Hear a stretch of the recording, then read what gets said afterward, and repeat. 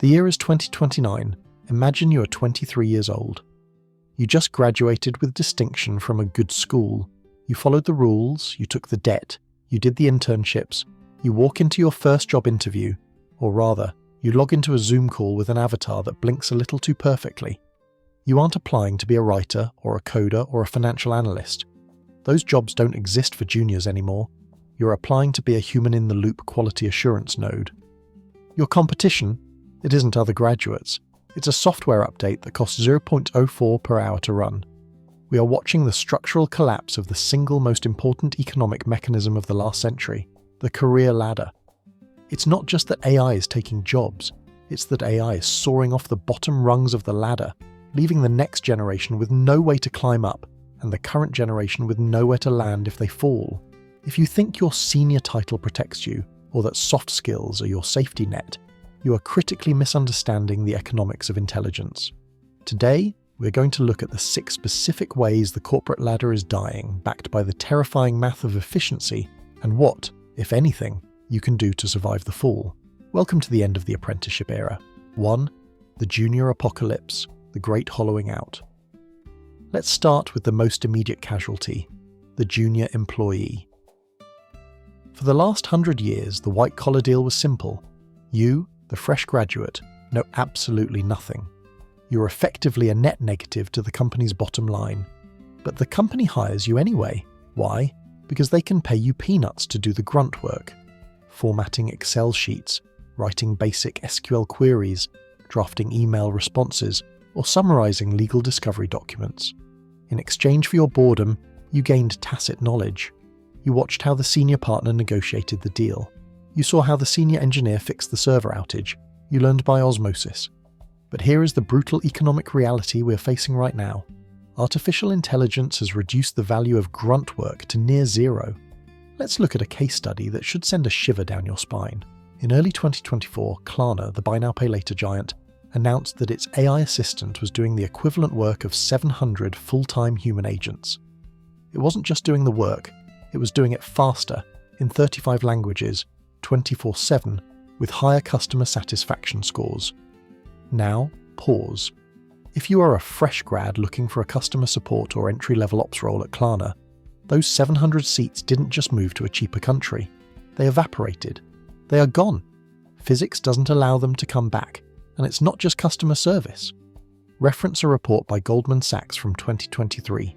They estimated that generative AI could expose the equivalent of 300 million full-time jobs to automation, but the devil is in the details. The report highlights that legal and administrative sectors are at the highest risk. Why? Because a junior lawyer's job is 90% reading and summarizing. A junior developer's job is 90% writing boilerplate code and unit tests. I want you to picture Sarah. Sarah is a hypothetical junior analyst at a major consulting firm in New York.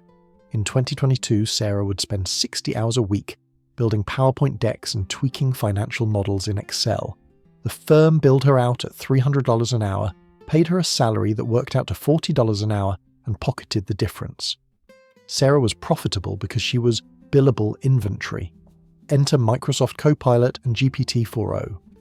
Suddenly, the senior partner doesn't need Sarah to format the deck.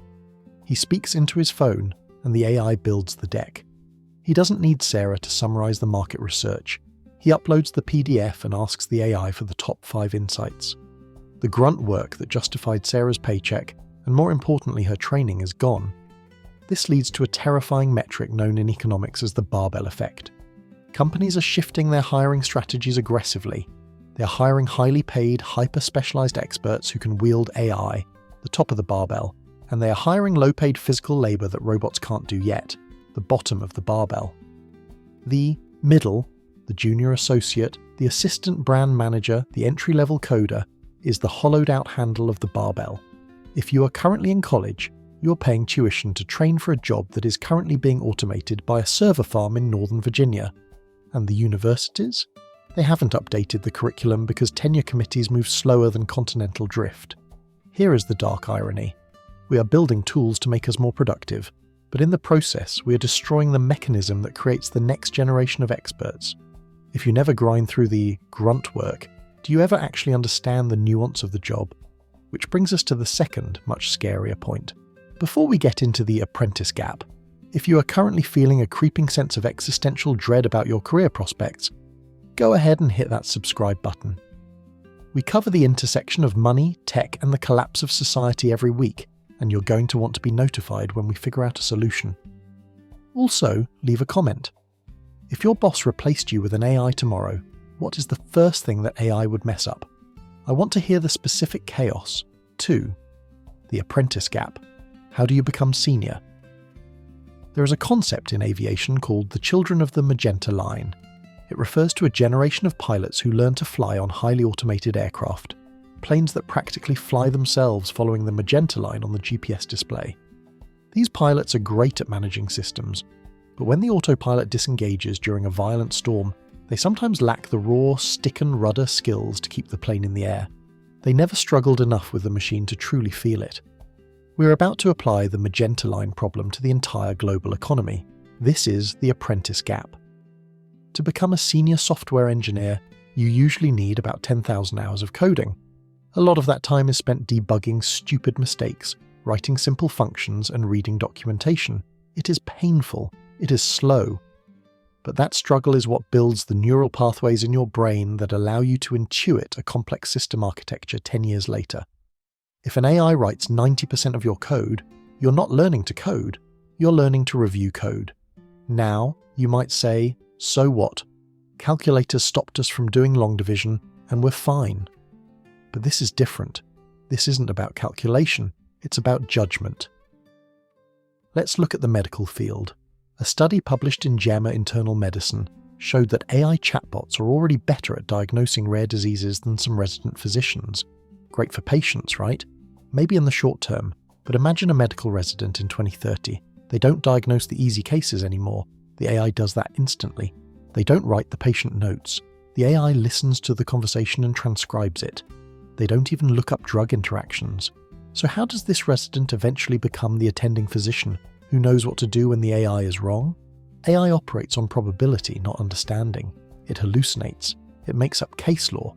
Shout out to that lawyer who cited fake cases written by ChatGPT in court. You are the patron saint of this channel.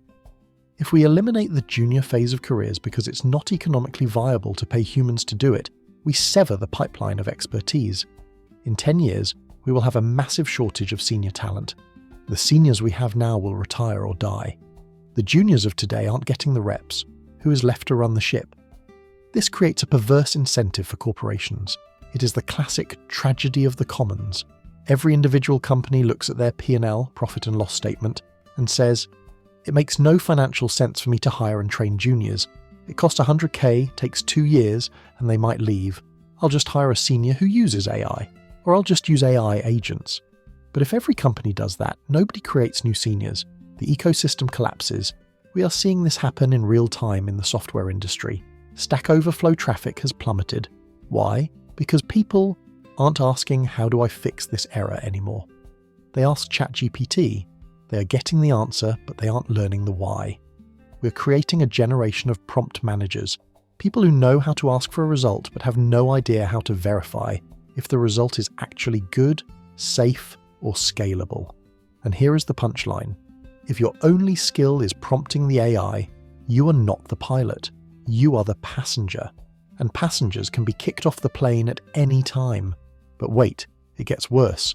Because the ladder isn't just breaking at the bottom, it's dissolving at the top too. 3. The commoditization of strategy.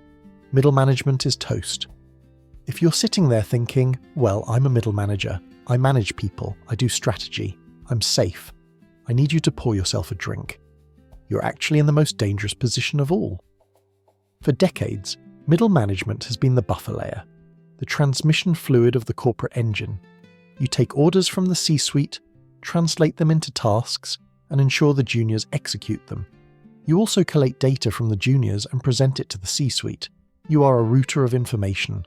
AI is the ultimate information router, and it doesn't take lunch breaks, it doesn't have an ego, and it doesn't complain about return-to-office mandates. Let's look at a fascinating leaked memo from Amazon regarding their corporate restructuring. There is a massive push to flatten organizations. Why? Because the cost of coordination is dropping.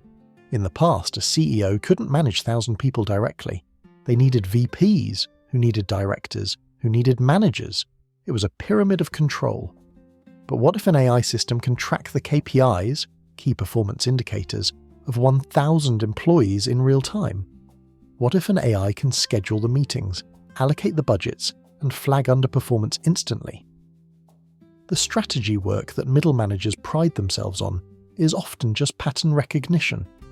Sales are down in Q3, we should discount. Productivity is low in engineering, we should hire more. Large language models are, by definition, pattern recognition engines. There is a growing theory in Silicon Valley called the one-person unicorn. The idea is that soon, a single person, powered by a suite of AI agents, will be able to build a company with $1 billion valuation. Sam Altman, the CEO of OpenAI, has explicitly said, "We're going to see a 10-person billion-dollar company soon." Now flip that logic. If 10 people can do what 500 used to do, what happens to the career ladder of those 500 people? It doesn't become a ladder. It becomes a lottery ticket. You either own the AI or you work for the person who owns the AI.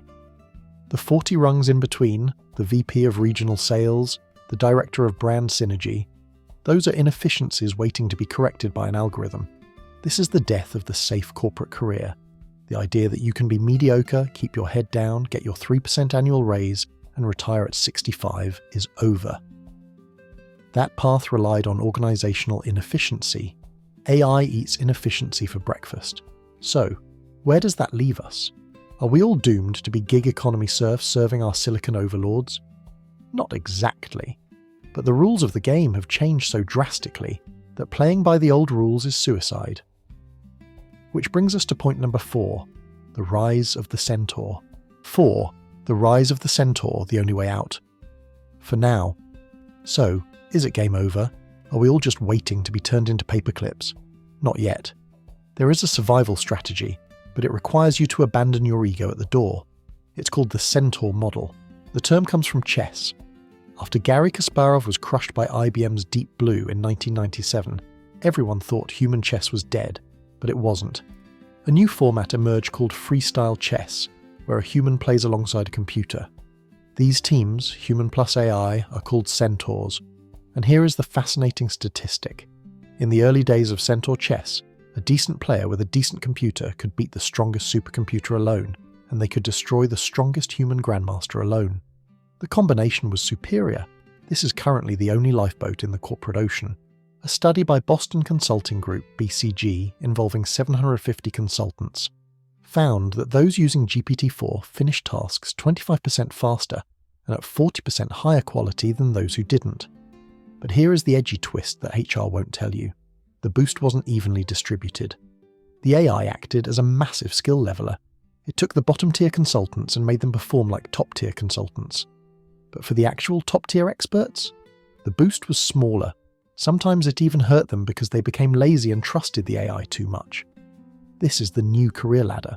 It's not a ladder, it's a high-speed escalator.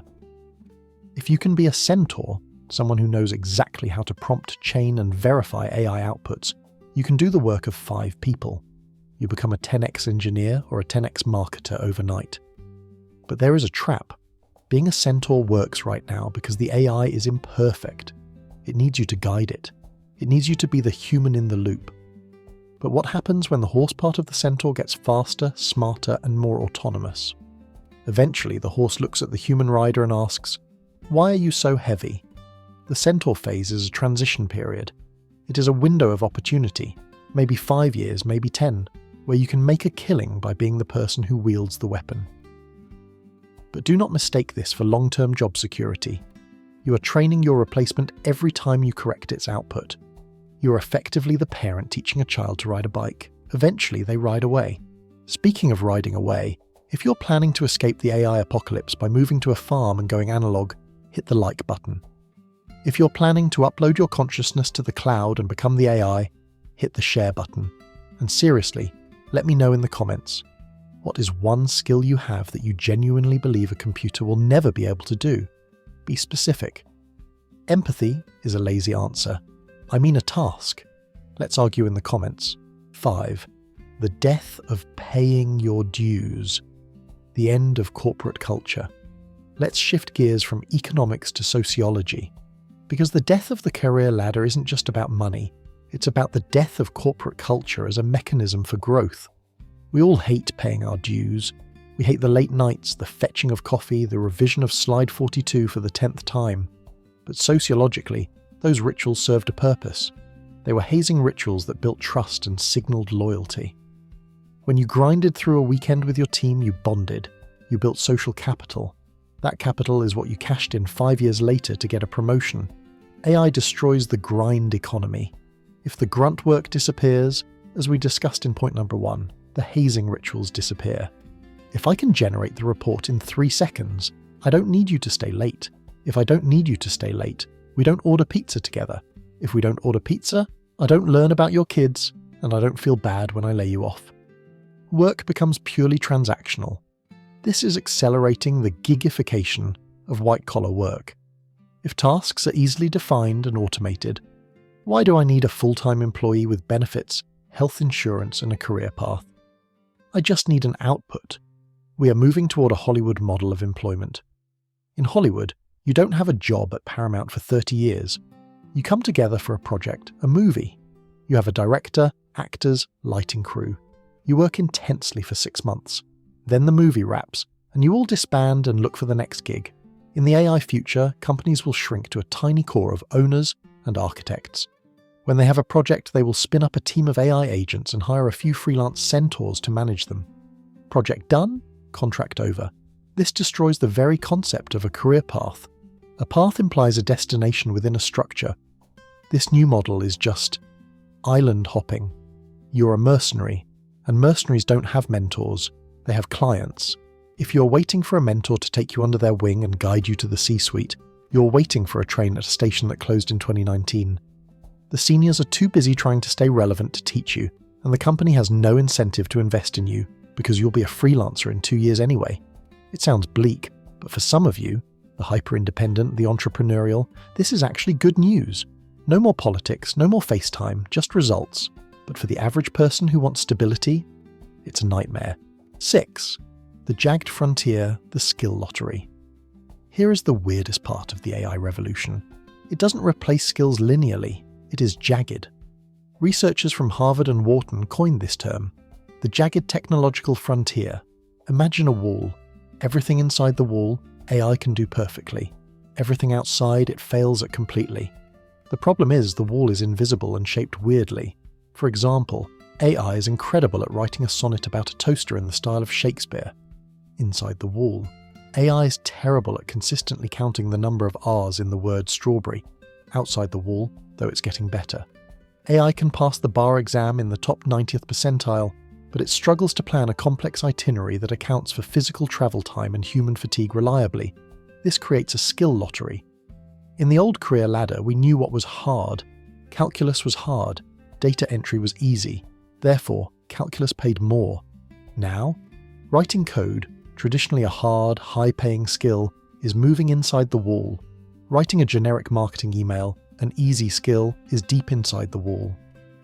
But convincing a nervous client to sign a contract while playing golf?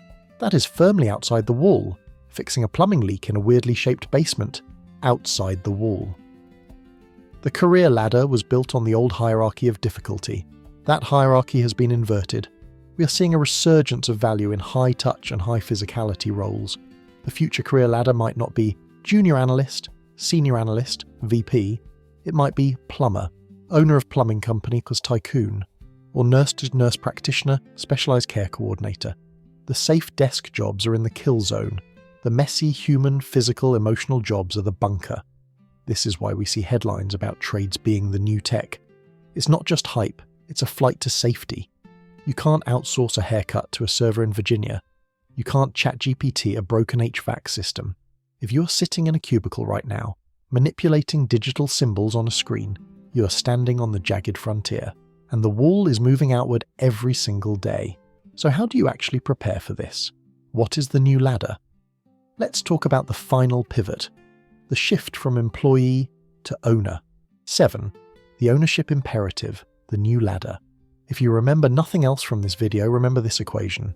Value, say leverage x judgment. In the old world, the world of the career ladder, your leverage was limited by your time. You could only work 40, 60 or 80 hours a week. To get more leverage, you had to climb the ladder to get a team underneath you. But in the AI world, leverage is permissionless. You can spin up an army of interns, AI agents, for $20 a month. You can write code without being a coder. You can produce videos without a studio. This leads us to the final nail in the coffin, the shift from labour to capital. When the cost of labour drops to near zero, the value of selling your labour also drops to near zero. If you're just doing the work, you're in a race to the bottom against a machine that doesn't sleep. The only way to win is to own the output. The new career ladder isn't vertical, it's structural. You need to stop viewing yourself as an employee who sells time and start viewing yourself as a business of one. In the 20th century, the safest bet was to be a high-paid employee. In the AI century, the safest bet is to be a small-scale owner. Own the client relationship. Own the audience, like an email list. Own the intellectual property. Own the brand. Why? Because AI can replicate the execution of a task, but it cannot replicate the trust associated with a specific human name or brand. If you are a graphic designer, don't just make logos. Build a design agency where you are the creative director and AI is your production team. If you are a writer, don't just freelance articles. Build a newsletter where you own the subscriber list. The career ladder is dead because the wall between worker and owner has collapsed. The tools of production, which used to cost millions, factories, server farms, office buildings, now cost a subscription fee. This is terrifying because it removes the safety net, but it is exhilarating because it removes the ceiling. You no longer need permission from a gatekeeper to be a senior. You just need to build something that works. Final thoughts, the wake-up call. Let's bring it all back home. The 2029 scenario I described at the start isn't science fiction. It is the logical conclusion of the capex spending happening right now at Microsoft, Google, and OpenAI. The career ladder was a specific artifact of the 20th century industrial boom. It assumed that humans are the only way to get things done, experience is the only way to gain skills, loyalty pays off.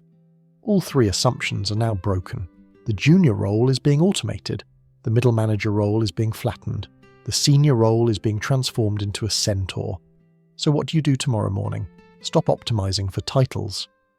A VP title at a company that is about to be automated is worthless. Optimize for skills that are outside the jagged frontier, high-touch, complex problem-solving, physical world tasks. Become a centaur immediately. If you aren't using AI for 50% of your workflow, you are already behind. Learn to manage the machine, or the machine will manage you. Build a lifeboat, start a side project, a brand, or an asset that you own. Something that generates value while you sleep, because your salary is a drug and the dealer is about to cut the supply. The ladder is gone, but the mountain is still there. You just have to climb it with your own hands now. If this video gave you a panic attack, good. Panic is a high-energy state. Use it. If you want to know exactly which industries are safe and which are doomed, keep watching our current and upcoming videos. I will do a deep dive into the safe zones of the AI economy, and if you want to help the algorithm realize that humans still exist, like this video and subscribe. I'll see you in the future. Hopefully you'll be the one running the simulation.